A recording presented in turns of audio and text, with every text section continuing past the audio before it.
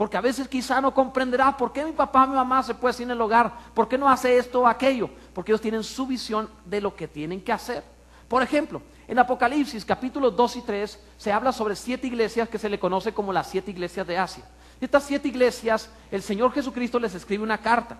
Jesús ya glorificado le escribe cartas a las 7 iglesias de Asia y se las manda, y dice el primer capítulo, escribe, le dice a Juan, al ángel de la iglesia en Éfeso, escribe al ángel de la iglesia en Pérgamo, escribe al ángel de la iglesia en Tiatira, escribe al ángel de la iglesia en Sardis, así le dice siempre. Si ves el contexto, Dios le explicó, los ángeles son, que están en mi diestra, los ángeles de cada iglesia son los pastores de las iglesias.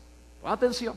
O sea, Dios se lo explicó. O sea, he puesto padres espirituales allí. Y entonces Dios, cuando escribe la carta, dice, Juan, voy a escribir una carta al ángel de esa iglesia, a los padres espirituales de esa iglesia.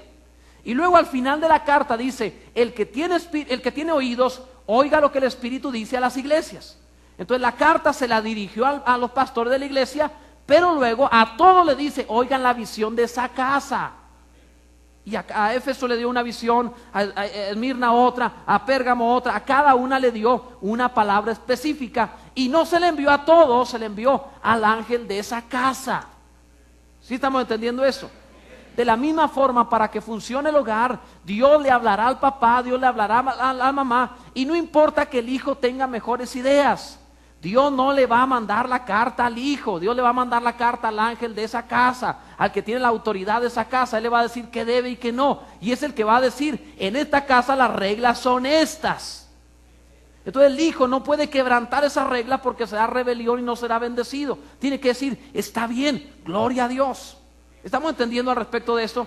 O sea, esto es importante. De otra manera, no puedes aprender, no puedes recibir, y no estás oyendo, dice Pablo, lo que recibisteis de mí. ¿Estamos comprendiendo esto? Bendito sea Dios. Gloria a Dios. Oye, lo que te acabo de soltar no es cualquier cosa. Es bien, bien, bien importante. Bendito sea el nombre de Dios. Es bien importante. Entonces tenemos que aprender a adquirir, a asegurarnos. Por eso tienes que asegurarte que tus hijos tengan tu visión, que sepan qué piensas, a dónde vas, qué planes tienes. Si ellos no saben cuáles son los límites, van a andar en la carretera de aquí para allá. Han visto cuando en la carretera no hay líneas, ¿verdad? Con misericordia y verdad se corrige el pecado, líneas claritas, que tus hijos sepan instrucciones claras. Y entonces sabrán, la hora de entrada es a tal hora, todos los días a esta hora, no cambia. Yo bendigo a Dios. Tengo un hijo de 21 años que entra a las 10 de la noche y no puede entrar a 10 con 5 minutos. ¿Por qué razón? Porque son las reglas de la casa. Sí estamos entendiendo esto, ¿verdad? Bendito sea Dios. Entonces, algunos hijos me vieron así como que dije así una blasfemia, ¿verdad? ¿Cómo a esa hora lo meten? Pobrecito. Bueno, vas a tener más empatía, Israel. Entonces, aprendamos sobre esto, hermanos. Es entender que esto lleva a una obediencia, lleva a un desarrollo. Y también permite guiar a la persona que está oyendo. Porque ¿cómo guiar al que no oye, al que no pone en práctica, al que no obedece? Hay una responsabilidad paterna. Como padre y madre espirituales, tenemos la responsabilidad de llevar sobre nuestros hombros a otros. No podemos equivocarnos. Podemos cometer errores, lo sé, pero no debemos hacerlo porque hay grande riesgo en esto. Mira lo que dice la Biblia, 1 Timoteo 4:16. Si tengo la responsabilidad de dar la palabra de Dios, de poner las reglas de la casa, entonces tengo la responsabilidad de no equivocarme. Tengo la responsabilidad de hacer lo mejor que pueda lograr, porque otros dependen de mí. 1 Timoteo 4:16 dice Pablo a Timoteo, le dice el papá al hijo, porque ahí a Timoteo le llama verdadero hijo en la fe, y le dice, ten cuidado de ti mismo y de la doctrina. ¿Por qué? Persiste en ello, pues haciendo esto, ¿qué va a pasar? Te salvarás a ti mismo y a los que te oyen. Entonces Pablo está diciendo a Timoteo, yo soy tu papá. Pablo le dice a Timoteo, verdadero hijo en la fe.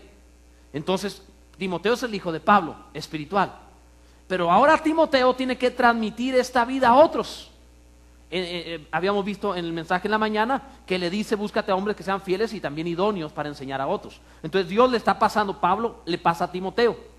Pero le dice a Timoteo un encargo, Timoteo, antes de salvar a otros, sálvate tú. Porque si tú no te salvas, no salvarás a los que te oigan. Cuídate de ti mismo. Persiste en lo que has aprendido. En otras palabras le está diciendo: padres espirituales, padres naturales, aquellos que tienen una responsabilidad, que tienen hijos, tienen la obligación de cuidarse primero ustedes en su vivir, en sus doctrina, en lo que creen, estar firmes en lo correcto, porque los que le están oyendo los están siguiendo y pueden extraviarse. Dios bendiga el honor que nos ha dado al hablarle al ángel de la casa, gloria a Dios. Pero luego viene la responsabilidad de que ese ángel haga lo que Dios le ha dicho y que se cuide a sí mismo, porque si no puede arrastrar a otros al error. ¿No han visto lo que ha pasado, por ejemplo, el siglo XX sobre suicidios colectivos en sectas? ¿Por qué razón? Porque oyeron a la persona equivocada, recibieron a la persona equivocada. Por eso, como padre espiritual o natural, necesitas ser alguien, tú necesitas tener discípulos, pero ser alguien que se cuida a sí mismo primero, que está viviendo realmente aquello que está enseñando. Estamos entendiendo esto, ¿verdad, hermanos? Debo ir un poquito más adelante, no detenerme más en ello. Esto es muy importante. Jesús dijo que por causa de vosotros, dijo Jesús, yo me santifico a mí mismo. Imagínate, el que nunca cometió pecado dice: por ustedes, discípulos, yo me santifico, me cuido a mí por causa de ustedes. ¿Qué hubiera sucedido si Jesús hubiera pecado? No hay salvación para nadie. Entonces no abras puertas que después no puedas cerrar. Este es el caso de Samuel. La Biblia habla, por ejemplo, que el padre espiritual de Samuel, ¿quién fue? Elí, el sumo sacerdote Elí. Elí era un irresponsable y los hijos de Elí no tenían frenos y hacían lo que les diera la gana. Como resultado, los hijos de Elí eran corruptos y entonces se robaban las ofrendas en el templo. Y ante esto, Elí no los reprendió, no los detuvo, los dejaba que siguieran haciendo lo que quisieran. Debió haberlos corrido a patadas de ahí. Debió haber hecho algo con ellos para salvarles la vida, porque si no Dios los iba a matar, que de hecho Dios los mató. Por amor a ellos debió haberlos corrido del sacerdocio, pero no lo hizo. En consecuencia, Dios mata a los hijos de Elí y mata a Elí. Y Samuel, que fue educado en la casa de Elí, era un hombre justo. La Biblia dice que él hizo lo correcto. Incluso él en cierto momento habló delante del pueblo y dijo: ¿acaso le debo a alguien? ¿Le he tomado a alguien prestado? ¿No le he pagado? ¿Acaso he hecho algo indebido? ¿Me he quedado con los bienes de alguna persona? En otras palabras, era honesto. Él no había seguido el pecado de Elí. Pero más tarde dice la palabra que el pueblo vino y le dijo: Samuel, tus hijos no andan en tus caminos, porque dice la Biblia que eran perversos y tomaban de las ofrendas también. Entonces yo quiero que entiendas esto. Elí abrió una puerta espiritual hacia la corrupción. Samuel la cerró con él, pero no tuvo cuidado de cerrar la puerta con sus hijos. Tú no tienes idea, pero piensas que tu pecado es insignificante, pero puede estar abriendo una puerta a tus hijos o a tus nietos o a tus bisnietos. Luego dice la gente: ¿por qué apareció eso? ¿Pasó tal cosa? Porque estás abriendo puertas que no deberías abrir. ¿Alguien está entendiendo lo que estamos diciendo? Entonces, aunque Samuel hace lo correcto, no cerró las puertas de Elí. Tengamos mucho cuidado al respecto de esto. Por eso cuídate de ti mismo, porque así te salvarás a ti y a los que te oyeren. Gloria a Dios, bendito sea Dios. En cuarto lugar, tienes que, además de aprender, recibir y oír, tienes que ver un ejemplo espiritual. Mira, Filipenses 4:9, que leímos al principio, dice: lo que aprendisteis y recibisteis y oísteis, y luego dice: y visteis en mí. Te di un ejemplo, dice Pablo, esto haced y el Dios de paz estará con vosotros. Esto habla de ver, de imitar a los padres. Habla de tu ejemplo, habla de lo que tú eres. Los creyentes que más se desarrollan son los que han tenido padres espirituales. Son los que crecen rápido, los que se desarrollan rápidamente. Fui un hombre con un llamado a los 16 años de edad. Me gradué a los 18 años, ya había terminado el instituto bíblico la primera vez que estudié uno. Era de 3 años, me permitieron estudiar un poco más y lo saqué en 2 años. Después de eso estuve en algunas iglesias, tuve algunos pastores, pero no tuve padres espirituales. Hasta que tuve 26 años de edad, tuve un padre espiritual que me dijo: ven, siéntate, te voy a enseñar. Y fue un padre.